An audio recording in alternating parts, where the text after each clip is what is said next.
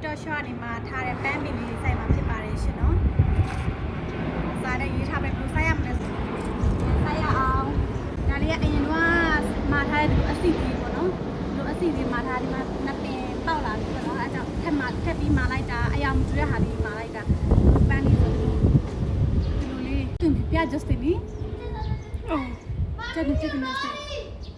လောနရဲတာကြည့်ရခဏလေးတက်လိုက်နှစ်ပင်ပေါက်တယ်နိသုံးပင်ဆိုင်တာနှစ်ပင်ပေါက်တယ်နိโอเค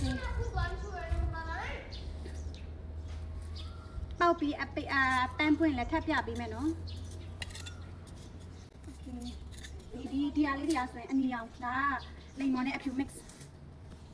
အများကြီးနိတဲရလို့ပါနေရေးထိုင်နေနေတွားရဲရောင်းတော့ဒါ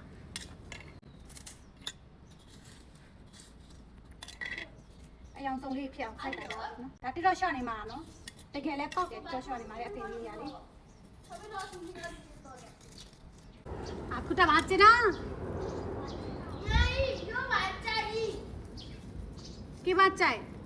ये पीछे को तो बात चाहे जो रात से मैंने शॉपिंग निकले तो ए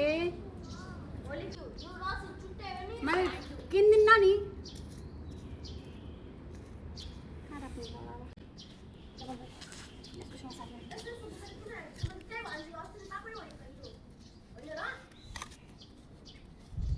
ကဲစိုက်ပြီးပါပြီပန်းလေးပွင့်မစီပြပေးမယ်နော်ကဲဘိုင်ဘိုင်